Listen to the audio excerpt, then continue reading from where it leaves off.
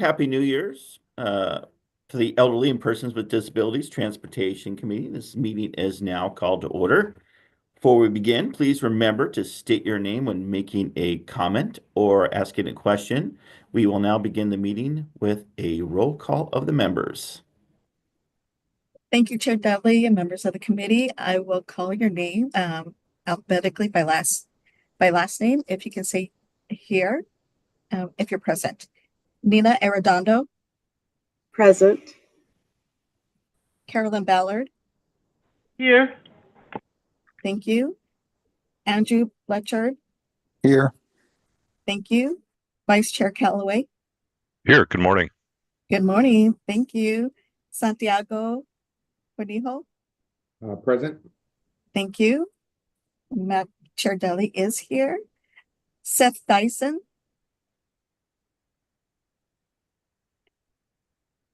I believe he said he could not make it. Joan Freeman, Here. thank you. Nancy Jackson, Present. thank you. Lindsay Post, Present. thank you. Stephanie Rangel, Present. thank you. Justin Sheldon, Good morning, present. good morning. And Nathan Williams, Here. thank you. Chair Dudley, quorum has been confirmed. All right, I'd like to welcome all our new and returning members for this year. We appreciate everyone's time and effort as we move forward into already the next application process. So let's move on to item number 2, which is call to the audience. MAG provides the opportunity for the public to comment on items that fall under MAG's jurisdiction that are not on the agenda, informational items, or items on the agenda for discussion and not for action. Members of the public are invited to submit written comments via the MAG website. And any comments received 2 hours prior to the meeting have been shared with committee members in advance of the meeting for consideration and will be included in the formal meeting minutes. MAG staff, have we received any online written comments for call to the audience? Thank you, Chair. Members of the committee, we have received no written online comments. All right, thanks, Dee Dee. Let's proceed then to agenda item number 3. This item is on the agenda for information and will be presented by Dee Dee, the Human Services Transportation Program Manager. Dee Dee? Thank you, Chair, members of the committee, and Happy New Year. I'm pleased to report that Lauren Marshall is now a certified passenger assistance and safety sensitivity trainer. This is recognized by FTA as a standard driver training for our subrecipients. So we are happy to report that she is certified and she is now ready to restart our past training for the 2025 year cycle. Thank you. I also like to report on a couple of invitations that MAG staff has received. We have been invited to sit on a panel for a Meet the Funder event later this month to talk about the regional Section 5310 grant program. We also been invited by the National Aging and Disability Transportation Center to participate in their Coordination Advisory Committee. And the National Aging and Disability Transportation Center received FTA approval for the Project Roadmap series to develop 3 webinars, forums to guide 5310 direct designated recipient and sub-recipients through the planning, implementation, and sustaining of a 5310 funded transportation project. We are still in the development phase, and I will provide information once the subject is confirmed on the webinar. We were also contacted by FTA Coordinating Council on Accessible Mobility, CCAM. They reached out for a request for us to be a resource as they update the National Transit Institute's Advancing Mobility Management course that they offer. So we will be definitely available to be a resource for them. And at the last meeting, staff noted that the Human Services Transportation team is now under the Transportation Division here at MAG. To be consistent and ensure cohesion, you'll notice the difference in our agenda packet. All technical committees will now have an information summary sheet. Presenters to the EPD committee will be requested to provide a little more information on your topic that you will be presenting. Also, MAG committee meetings are moving to a hybrid structure, and we'll provide more information on that later on. And the great advantage of being in the transportation division is we have expanded the available resources available to us. And we received approval to do a human services best practice. This will be a peer agency literature best practice review of what similar NPOs are doing for this program. We have a kickoff meeting this week. The anticipated timeline for this to be concluded is in June. Parametrics is a consultant for this review, and I think this is a really timely project that will coincide with the bipartisan infrastructure law ending in 2026, and possibly the grant management software the city of Phoenix has our DR is looking into. And I would like to say, Vice Chair Callaway, as you come in to the chair, this will be a lot of new information coming up. So we will keep you updated on the progress of the peer review. I will be the point of contact if you have any questions, and we will update you as we move further along. This concludes my update. Are there any questions? Any questions from the committee? All right, here none. Wow, that's going to be so exciting for David to be able to do that. And Lauren, congratulations on your past certification. All right, let's move on to the next agenda item, which is the information. And there are no informational items for this meeting. So let's move on to the next item. So our next item is approval of the meeting minutes. Does any member of the committee have any questions? All right, hearing none. Prior to the approval of the meeting minutes, there is an opportunity for members of the public to comment. Dee Dee, have we received any online written comments for this item? Chair, members of the committee, we have not received any public comments. Okay, well, with that, is there a motion to approve the November 13th, 2024 meeting minutes? This is Nancy Jackson, so move. All right, we have a motion from Nancy. Do I have a second? Andrew Blanchard from Buckeye, I'll second. All right, a second from Andrew. All right, we'll have all those participating in the meeting, which I need to follow my own advice here. Take part in a voice vote by turning on the cameras and unmuting their audio.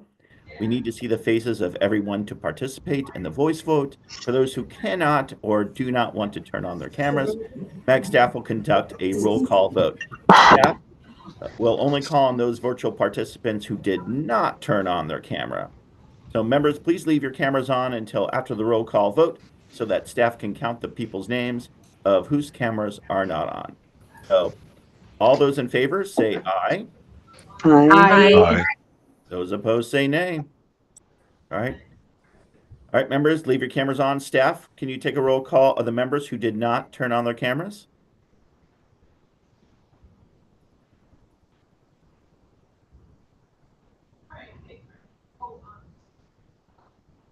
Doug Freeman, Aye.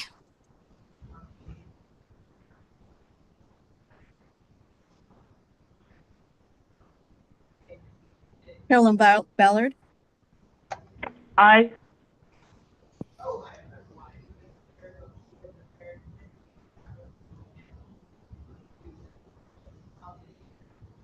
Nina Arredondo,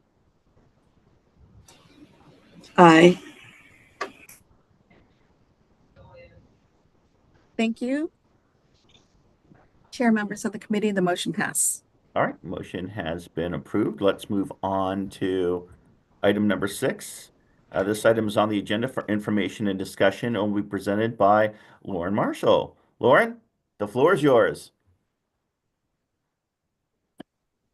Thank you. Good morning, everyone. I'm going to talk a little bit about our sub-regional mobility managers today. The utilization of our sub-regional mobility managers is a strategy outlined in the MAG Human Services Coordination Transportation Plan. And that goal is to enhance and promote regional mobility coordination planning efforts within our region. The sub-regional mobility managers aid in the coordination and facilitation of workshops, providing feedback on trainings, and providing support for the regional coordination strategies that are also outlined in that plan. We currently have 4 sub-regional mobility managers, and they act as community liaisons for East Valley, West Valley, Central Area, and the South Central Valley of our MAG region. They are from various agencies, including the Centers for Habilitation, Chandler Gilbert ARC, Gompers, and the Scottsdale Training and Rehabilitation Services. We meet with our sub-regional mobility managers monthly to provide guidance and assistance, as well as plan for future meetings and workshops. Our December meeting each year is used as a strategic planning session to go over anything that happened in 2024 that we want to continue and to build on our plans for 2025. We will now hear from our sub-regional mobility managers to get their perspectives on their workshops that took place in 2024 and what their plans are for their 2025 workshops. And we will go ahead and start with Billy Parker. Good deal. Thanks, Lauren. And can everybody hear me? Yep. Oh, good deal. Glad to hear it. All right. My name is Billy Parker, and thank you for being here. I'm with Executive Director with Chandler Gilbert ARC, and I've also been a sub-regional mobility manager since 2014. And so I'll talk a little bit about a couple of the trainings that I do, sort of my main 2 trainings I do. One of them is called It's a Moving Target, and the other one is called Let Me Out of This Box. And the It's a Moving Target training really covers, it's more of an open discussion, both of my trainings, and it's sort of a floating agenda to some degree with a couple sort of core items that are part of the training. It's a Moving Target in the last year. We went over personnel and recruitment, driver retention, the use of pronouns in business, vehicle disposals, and then we also talked about COVID strategies and also use of ARPA funds for agencies that were awarded ARPA funds as a result of COVID. And so I found that with both of my trainings, I sort of usually look and see, what kind of items are sort of contemporary at the time and try to add them to the training and sort of keep it interesting. So we get good participation. I used to get better participation when they were live trainings. It's easier to sort of engage people when it's live, but the Zoom trainings have really worked out well. The second training that I do is called Let Me Out of This Box. And that one, I really talk about, sort of drill down into what mobility management is, just to help people to have a real clear understanding of how we can be available to organizations. Spend a lot of time on vehicle loaning, which I used to call vehicle sharing, but it's a process that Chandler Gilbert ARC does that we have done for a number of years, actually since 2014. And we have a whole process that that we use to train people about that. And we have some partners also that we discuss.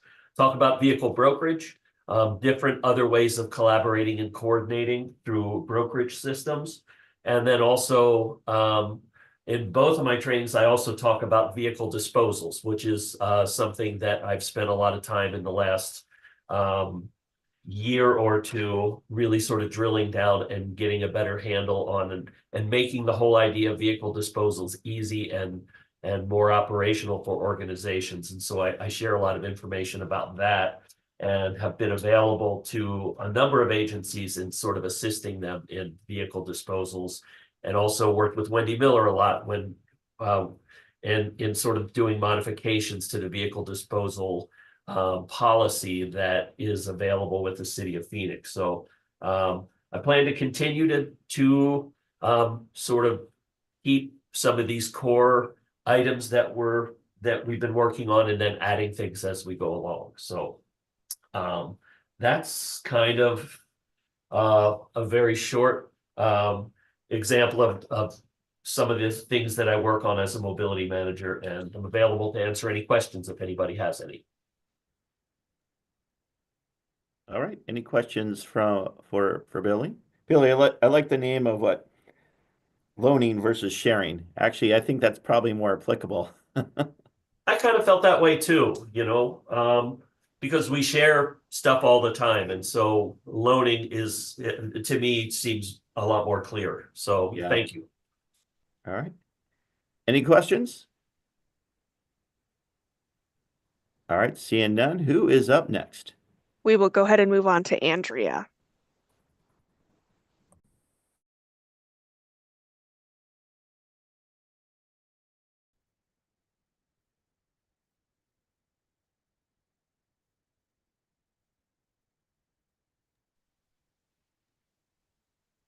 Guys, good morning.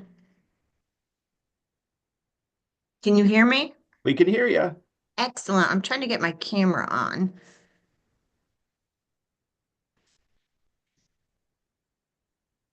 Okay. I'm not sure why it is not working, but I will go ahead and go. I'm the VP of Operations at Gompers, and I have been the central uh, mobility manager for about 2 years. And our workshops that we do are de-escalation. And we actually just hired a new transportation director who is also past certified. So we will be adding those. Um, and then we do transporting passengers with special needs. And very excited to say that the FTA actually picked up that training. And we just continue moving forward, like I said, to add the past training and do our workshops that we have been doing, and they've been very successful. All right. Any questions for Andrea? So Andrea, two years in, so your perception of mobility management at the beginning and going, oh my goodness, what is this versus now? What are some of the big shock factors that you've seen so far? Definitely remember those days reaching out to Dee Dee going, what am I doing? Or what am I supposed to be doing? And Justin and Billy have been huge, huge helps with collaborating and networking. I know that we have a few meetings that were in person that were very beneficial. And I would say, I think the biggest thing that I got out of some of the workshops and meetings last year that we had were issues that we're having with the drug test. When we're trying to hire, we had a whole meeting on retention and hiring, and just having people not be able to pass their drug tests because of marijuana. They don't have their marijuana card.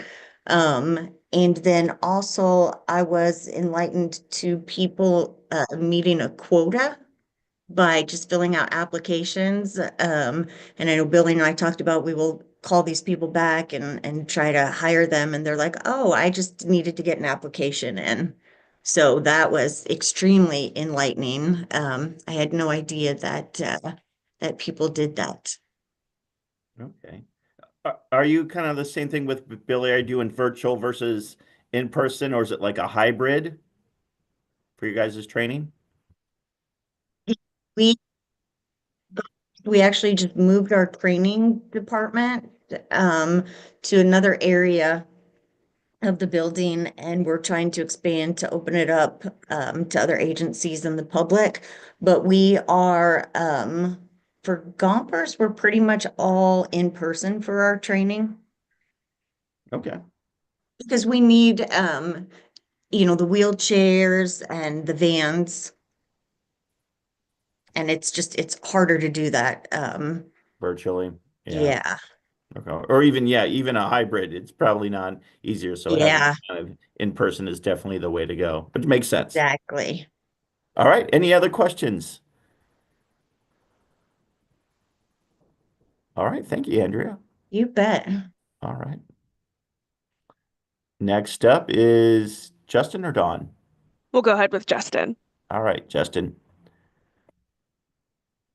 Thank you. My name is Justin McGregor from STARS. So I've been a mobility manager, sub-regional mobility manager for the West Valley now for 5 going on 6 years. I do preventive maintenance training, mostly online, virtual. We tried it in person. We had a very small showing for the in person, so we're just continuing for now to do it virtual.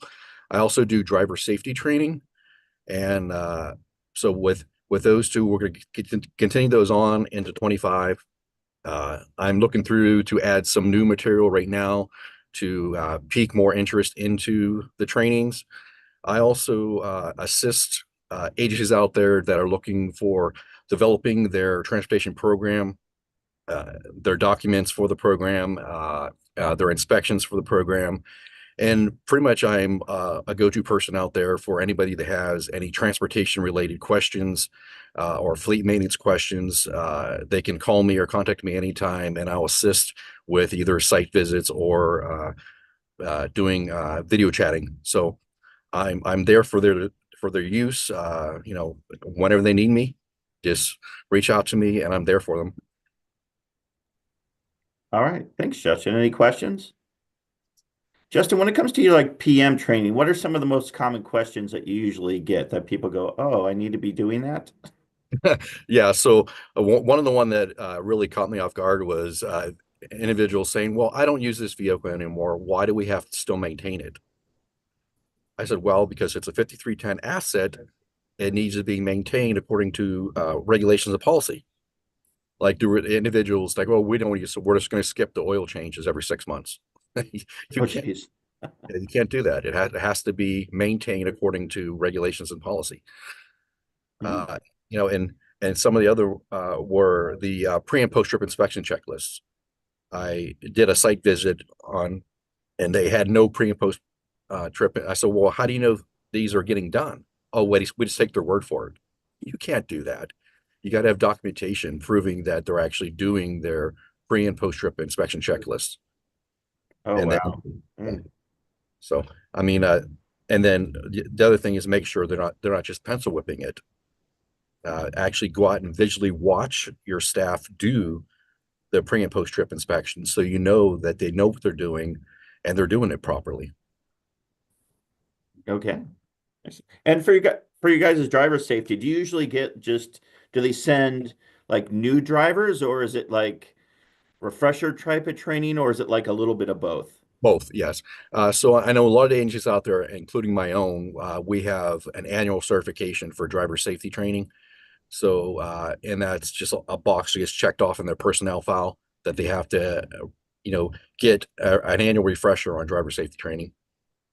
Okay. All right. Any other questions from the committee? All right. Thank you very much, Thank Justin. you. All right. And that leaves you, Don.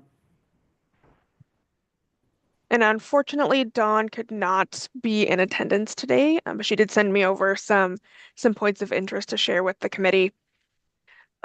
Their workshops are intended to assist organizations utilizing technology and best practices to manage their fleets. And they will continue to share the systems that TCH utilizes to manage their fleet and ensure they're meeting the manufacturer's maintenance schedules. And for their workshops in 2025, they will review Title VI expectations for subrecipients, and we are working to refine their presentations as we speak. Ah, all right. Title VI. I'm going through that right now, so that is definitely very intense. So, all right. And any members have any questions or comments?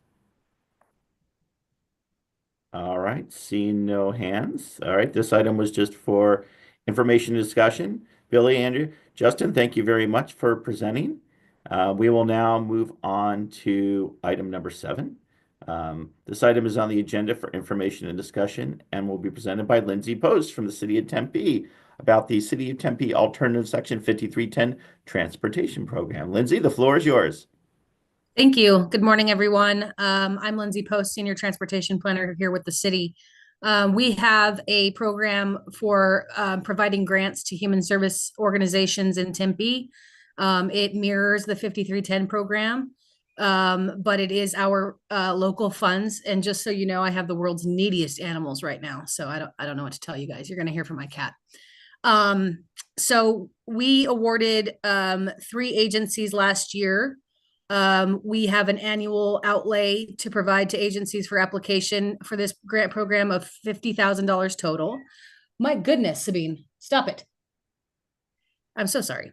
And we just finished up our 2024 grant year. So we got some information from 3 agencies on what they did with those funds. So the Foundation for Senior Living received $10,000 in operating funds.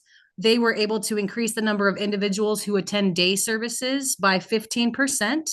And of that 15%, 79% of them remained in the program for 6 months at least. So that was a win for them. That was part of the goals that they outlined when they applied for the funds. Next up is TCAA, a very critical agency here in Tempe. They're also building new affordable housing on Apache. They received $15,000 for operating expenses for their neighbor to neighbor program. They were able to get 142 seniors served with those funds. They were able to complete 71 volunteer trips and 138 trips by their community health workers. They were able to distribute 139 dial-a-ride or bus or light rail passes, which is another goal of the agency to increase independence of their clients. And they were able to deliver 220 food boxes to their clients. And that's the Tempe Community Action Agency, TCAA. And then the last agency we were able to fund last year was the VCD, and that's the Center for Deaf Services. They received $25,000 in operating and capital funds last year. They serve the Apache ASL Trails Housing Community Development that's on Apache. It is an affordable housing unit for people who are deaf and hard of hearing. And the housing community has assistive technology that serves their deaf seniors. And they served approximately 130 individuals last year with these funds. They received a sedan, or they procured a sedan to help with community trips. And so it allowed clients to access more community resources with independence. And then one major event that they were able to accomplish last year with these funds was a trip to the Grand Canyon together. So that's really positive. I do want to report that for the FY25 grant opportunity, we received 4 applications. Catholic Community Services, TCAA, TCH, and the Foundation for Senior Living. So we look forward to starting that scoring process this month. We'll have that completed by the end of January so that I can report the latest group of agencies that we were able to fund with those dollars. Chair Dudley, if there are any questions, I'm available to answer. All right. Any questions for Lindsay? Or my cat. Or the cat. No, Lindsay, that's great stuff. So, wow, they are using a lot of funds to do a lot of great things there in Tempe. Wow, like what you were saying with TCAA, I was like, wow, that's a lot of things to do with only $15,000 worth of funds. So that is great to hear. Are there usually everybody gets something? Is that how it works in the program? So they'll say, Yeah. hey, give me 50K, but we're going to give you 10K, or is there like a limit? How does that work? Yeah, so they're able to apply for the max if they'd like. They can apply for up to 50,000. Of course, when we get 4 or 5 applicants, that number dwindles. So we try to make this easy as possible. It's not a large amount to be applying for, so we try not to make it a too onerous of an application process. But we use a similar scoring process to what we do here for MAG in the city of Phoenix and their applications.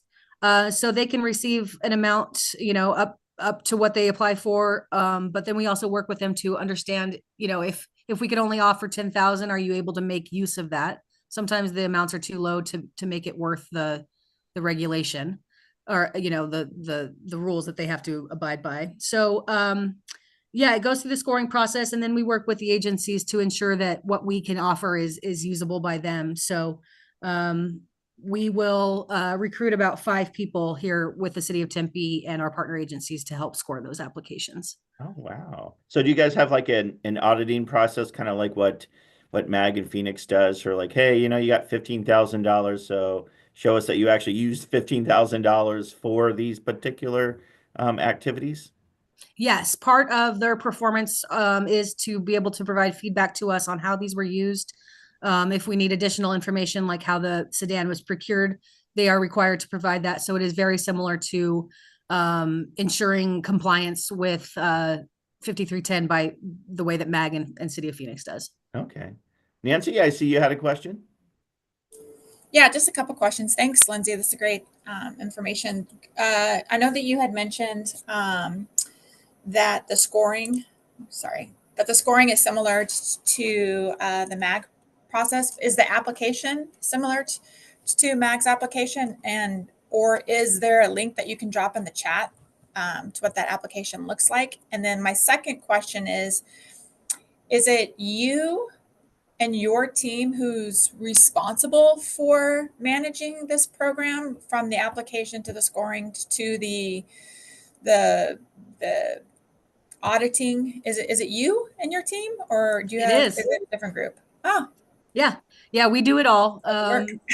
Yep, it is a lot of work. But I think it works well because of my background with 5310 at the state. And then I was also operations working on the 5310 route for Valley Metro. So I've got a lot of experience. It doesn't overwhelm me so much. I know what to look for. And it's a rewarding time too. It's a lot less of residents coming to complain to me about construction. I can do some rewarding work on the side too. So for that reason alone, it doesn't seem like so much work because it is such a nice opportunity that we provide. So our application is similar to MAG in that we ask a lot of the same questions. We want to make sure that the agencies have the capacity to manage these funds. And the reason why we require agencies who apply to us to have been a recipient of 5310 in the past through MAG or the state is so that we can ensure that they understand all the hurdles they'd have to jump through for such an amount that may be able to be procured elsewhere. So I can absolutely provide you the application. We use a fillable PDF form for that. So I will touch base with you after the meeting. I'll send you an email. Yeah, that's great. Thanks, Lindsay. All right. Any other questions from the committee?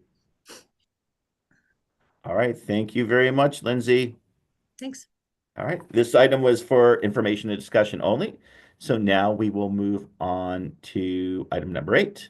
So this item is on the agenda for information and discussion and will be presented by Dee Dee. Dee Dee, go ahead. Thank you, Chair and members of the committee. Next slide, please. As I noted at our last meeting, there have been no legislative changes to the program, and we will follow the same application process as we did previously. I'll provide an overview of the program, the Section 5310 program, allocation of funding, the funding requirements, the regional application process, and then I'll review the application timeline. Next slide.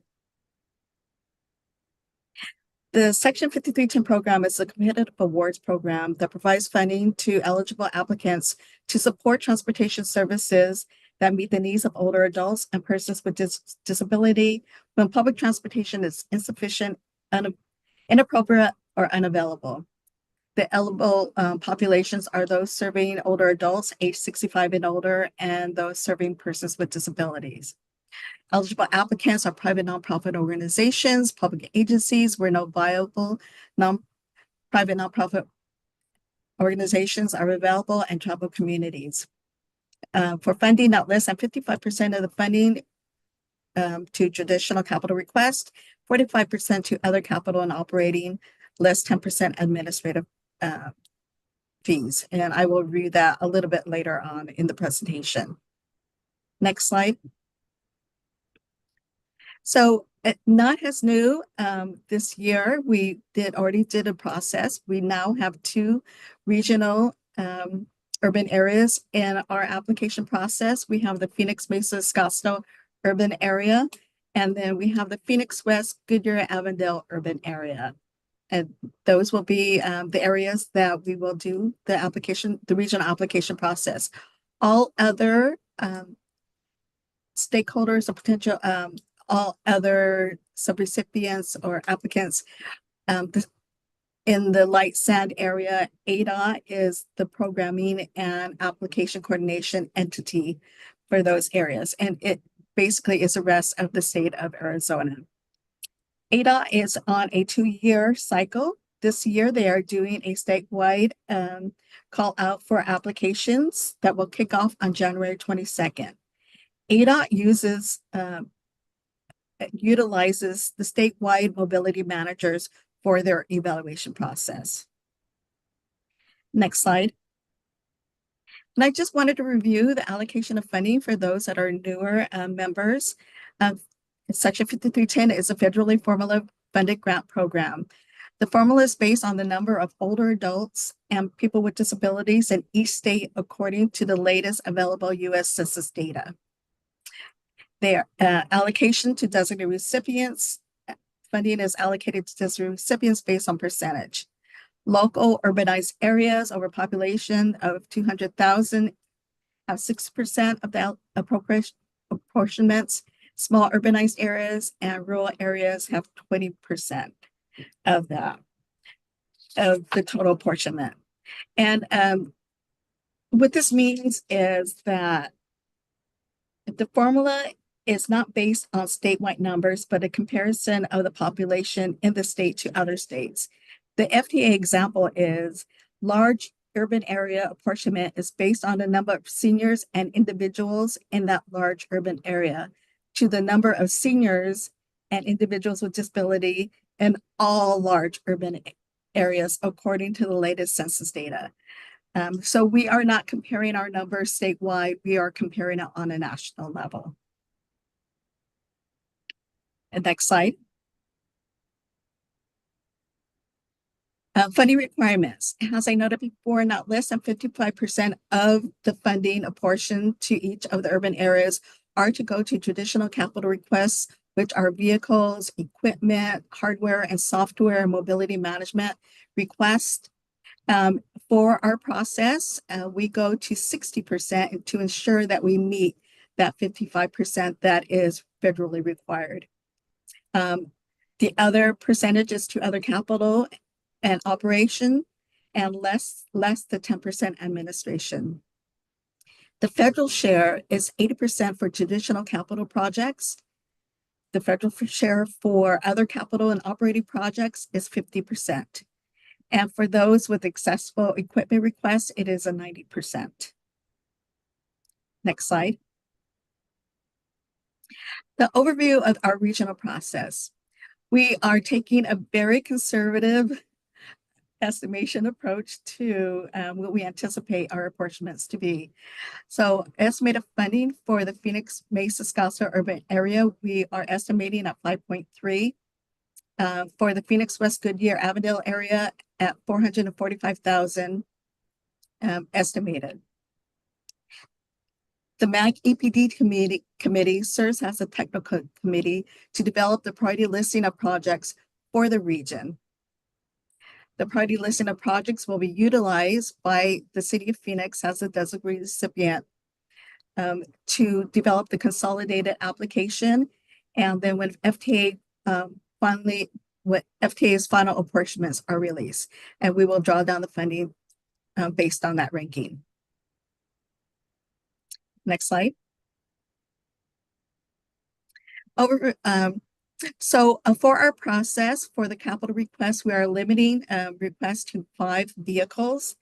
I do want to note that we have seeing a big increase in the cost of vehicles.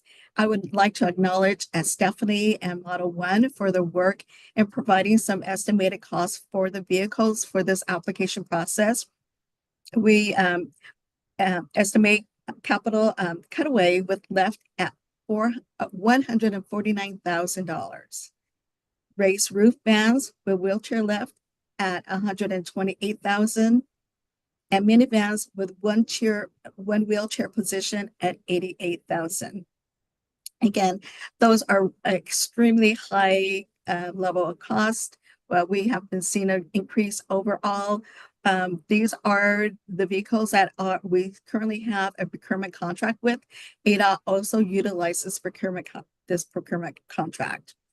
And we will be making these 3 vehicles available for this application process.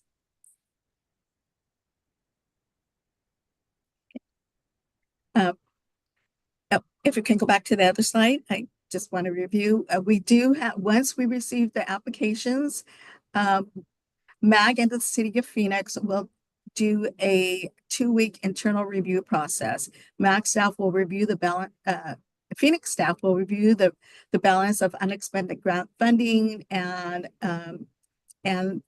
any budgeting compliance that they have of those potential applicants. MAG staff will review the applicant's coordination activities. Once the committee does receive the applications, we will do our internal process will ensure that all of the applicants are eligible, that they meet federal requirements and regional criteria. It was requested that there be a two-year waiting period for applicants who have returned awarded vehicles back into the program to apply for vehicles. Also, for this process, applicants scoring below 70% after the evaluation process will not be recommended to move forward for awarding.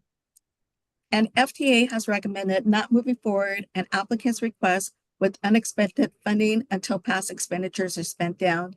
And this will be reviewed during the 2-week internal process by the City of Phoenix. Next slide. I'd now like to review the timeline for this application process. Again, this will, for those returning members, this will look very similar. And for new members, I just want to review some of the highlighted timelines. So we are now reviewing the regional application process. The next meeting the next event will be the Sub-Regional Mobility Managers Question and Answer Workshop. And this is actually a great opportunity for those potential applicants to ask questions of a peer agency applying for this program. That will be on Wednesday, January 15th. This is prior to the release of the application. And what we found, the outcome of this is that we found that agencies are able to look at what is really going to be some of the compliance requirements, and if they're able to, they're still interested in applying. And this has really cut down on agencies who submit an application and then withdraw it once they know more about the program. So we are trying to provide as much information and prepare our potential applicants as much as possible about this application process. We anticipate, if everything goes well, the notification of available funding on February the 17th, where we release the grant. Again, I'd like to thank the City of Phoenix and staff for their support in reviewing the application and getting us prepared. Judy, you said February 17th or January 17th? February. Okay. January 17th. Yes, I was looking at Friday. We did have it. We normally would have had it on the next Monday, but that is Martin Luther King Day. So I think, yes, since we do not have that much many changes, we are anticipating of having the Friday, January 17th release. And then in coordination with the City of Phoenix, we will have our proposal workshop on Tuesday, January the 28th. Also, to provide our potential applicants additional information assistance, We do have an applicant technical assistance, and this is in coordination with MAC staff and the city of Phoenix, meaning me and Stephanie. We will hold on 2 days, Tuesday and Wednesday, February 4th and 5th, a one-on-one technical review where the applicants can come in and ask questions regarding the application process. We do make this a requirement for new applicants. Again, we do want to ensure that any applicant coming into this process is aware of the federal requirements. Applications will be due on Monday, February the 25th. Next slide.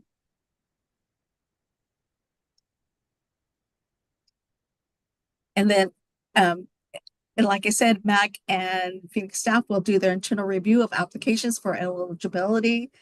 We will review all of the applications, and there are two, as I noted, there are two parts that the city of Phoenix has a designated recipient will review on some items. That includes the budgeting and financial aspects. This MAC staff will review the coordination participation, which is federally required. This will take place over 2 weeks, and our next committee meeting will be on Wednesday, March the 12th. At this time, we will distribute the applications and we will provide training on the evaluation process.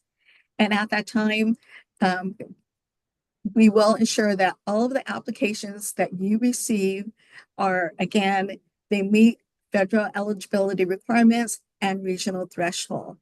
That will hopefully alleviate some of the evaluation process for you as committee members. I know this is a really daunting process. Last year we had a little bit over 40 application projects to review.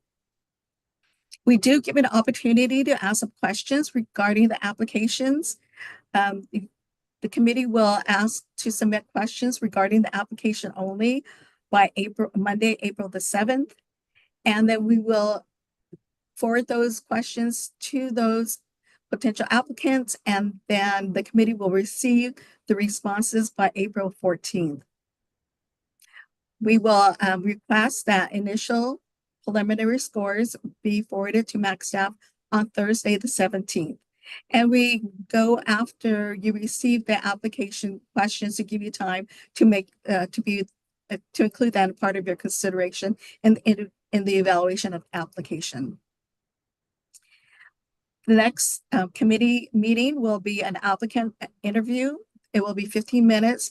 Each applicant will have an interview with the committee regarding their application request. MAC staff will provide a guideline of questions of how that process will incur to the applicant, and will provide that information to the committee. On the second day, on Wednesday, the committee will then develop the priority listing. And again, on March the 12th, we will provide more information on the evaluation process to the committee. Next slide.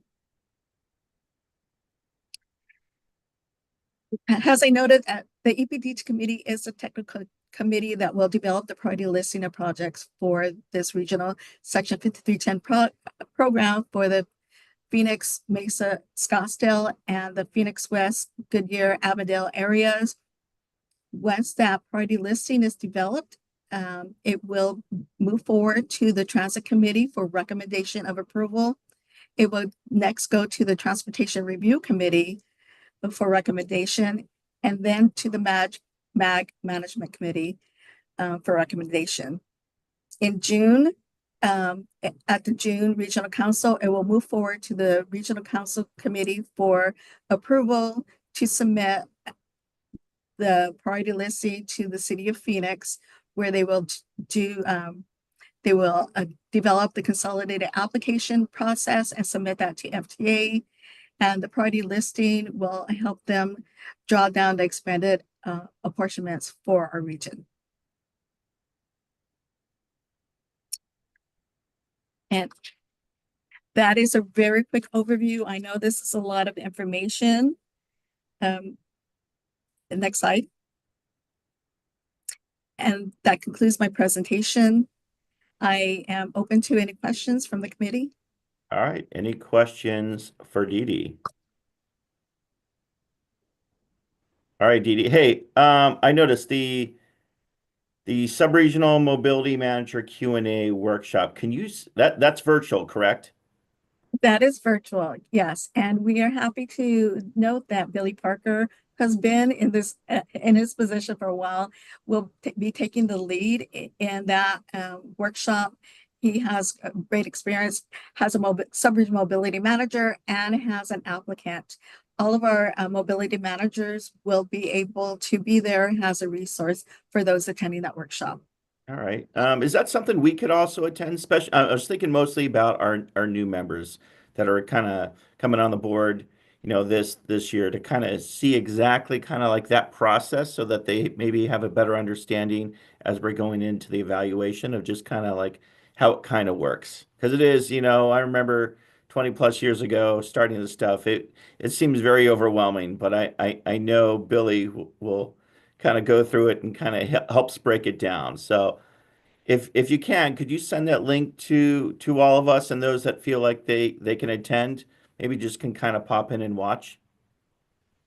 Thank you, Chair and members of the committee. We will be happy to forward that meeting invite for the Q&A. I think that's a great suggestion, and I know our chair and vice chair have attended in the past, so thank you for that. Any other questions? All right, Dee Dee, I have one quick question about our friends from ADOT. So did you say that the mobility managers of the state are the ones that evaluate it? Correct, Chair, members of the committee. Yes, that is correct. ADOT does the coordination of their application process, and they will submit those applications from each of the region to the mobility managers to do an evaluation. How many mobility managers? How many mobility managers do they have? And also, like, if you apply for mobility management, who grades that? There are 9 in the state. Every region has a mobility manager. The mobility managers statewide, excluding the MAG area, they also apply through the 5310 grant process, and it's on alternating years for that process. And ADOT does an evaluation for those mobility management applications. Okay. Oh, interesting. Okay, so yes, so apportionments for this year, 5.3 million and 445K. When should we know through this process of what those apportionments will be? I don't. I have to say, we are looking out for that information. We have in the past. Oh, Stephanie, if you want to jump in. Sure. Chair Dudley and committee members, the apportionments normally come out anywhere from December to February, but with the change of administration this year, coming January 20th, it could be delayed. So there's really no deadline, or there's not an actual date. I've seen them come out as late as May, and as early as the end of December. So it just kind of depends on when, Congress and them get their, want to do stuff and get it done and get them released. So and we're really at their hands in order to get this completed. Okay. For those that are kind of new, how does that apportionment work? So you mentioned kind of like a change in administration. So normally what happens, so as everyone is aware, President-elect Donald Trump will take office the 20th of 20th of January. So what happens each year is the president will sign an appropriations bill, apportionment bill for all the federal agencies. And at that point in time, the FTA will issue the various funding types. So one of the funding types is Section 5310. The region also receives Section 5307 formula funds and that type of thing. And so based on what the application process and how our priority listing is, we will reconcile that based on what our apportionment is. I do have to say that in previous years, we've always had less funds requested than what our apportionment is. And so what happens is if we even have carryover funds from prior years, we'll include that when we have our final apportionment amounts. And then we go from there and we apply for the grant, and then the agencies will get their vehicles or preventive maintenance, mobility managers, equipment, or anything like that. So Okay. And you kind of mentioned earlier, apportionment is based on population. correct. It's a formula that's based on it's a formula based on the populations for the urbanized area. So there's the Phoenix Mesa Scottsdale, which is the majority of the valley, and then there's the Phoenix West Goodyear Avondale, which is your Goodyear Avondale, and I know it comes all the way over to like 59th Avenue south of I-10. So that's your Phoenix West Avondale Goodyear UZA, and that includes like Buckeye and stuff like that. So, and it's just and both of those UZAs are considered large because the population is over 1 million for those. So. And then, of course, you compete with, like Dee Dee had mentioned earlier, all the other large UZAs across the country. All right. Is there any carryover from last year?